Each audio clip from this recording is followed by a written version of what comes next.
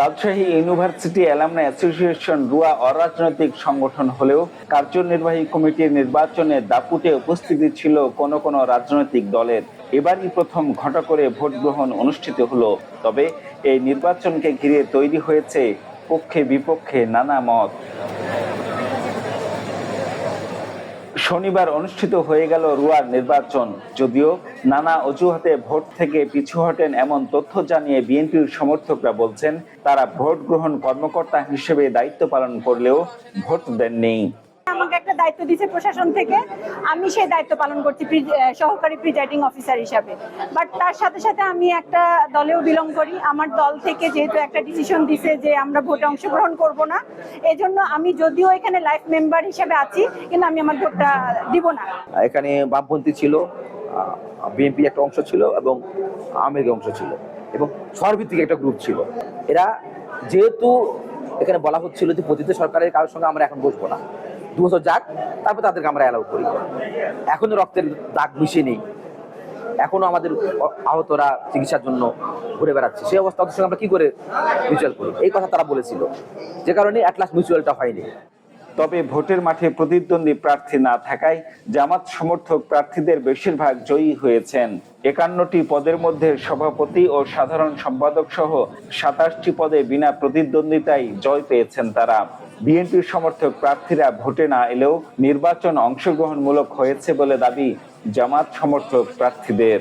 যারা নির্বাচন বর্জন করেছেন তারা মনে করেছেন তাদেরকে ভোট দেওয়ার মতো কোনো পজিশন এখন তাদের নেই। এই নির্বাচনে তারা পরাজিত হবেন। এই ক্যালকুলেশনের ভিত্তিতে কিছু সংখ্যক পদে তারা সাবমিট করার পর এরপরে তারা প্রত্যাহার করে নিয়েছে। যদিও এই নির্বাচনটা কোনো রাজনৈতিক নির্বাচন নয়, একটা সামাজিক নির্বাচন, এরপরও আমরা দেখেছি যে তারা জুলাই আগস্টের চেতনার পক্ষে বিপক্ষ শক্তি, তারা এক হয়ে নির্বাচনে বিজয়ী হওয়ার জন্য চেষ্টা করেছিল। কিন্তু যখন দেখেছে যে তারা এক হওয়ার পরেও আসলে এখানে যারা অন্যান্যরা প্রার্থী হয়েছে তাদেরকে পরাজিত করা বা তারা বিজয়ী হওয়া তাদের পক্ষে সম্ভব নয়, তখনই তারা এখান থেকে পিছু হটার সিদ্ধান্ত নিয়েছে।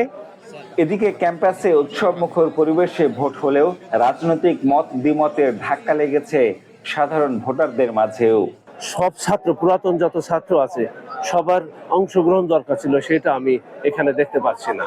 ভোটে যে প্রতিযোগিতা থাকে সেটা অনুপস্থিত। ধারণা ছিল না যে নির্বাচনে এত উৎফুল্লতার সাথে সবাই আসবে এবং ভোট দিবে। ভালো লাগছে যে যারা বর্জন করলো তারা শুধুমাত্র এই ভোটটাতে বিজয় নিশ্চিত করতে পারেনি বিধায় তারা ভোটটা বর্জন করছে, এটা কাম্য না। এখানে সশরীরে এসে ইলেকশনের জন্য ভোট দিতে আসতে পারে, এইটা তো অনেকেরই সুযোগ নাই। তো আমি দাবি জানাচ্ছি কর্তৃপক্ষকে পরবর্তীতে এই ইলেকশন যেন অবশ্যই অনলাইনে হয়। তবে সবকিছু ছাপিয়ে নির্বাচন কমিশন বলছে সকল প্রার্থীর জন্য লেভেল প্লেইং ফিল্ড নিশ্চিত করা হয়েছে। এখানে আমরা নির্বাচন কমিশন থেকে সবার জন্য সমান প্লেইং ফিল্ড আমরা তৈরি করেছি, সবাইকে সমান সুযোগ দিয়েছি। এখন কোনো পক্ষ যদি আসে তাকে আমরা তো বলতে পারি না আপনি আসছেন, আর কেউ যদি তার স্বেচ্ছায় না আসে সেটাও আমি বলতে পারি না আপনি কেন থাকবেন না।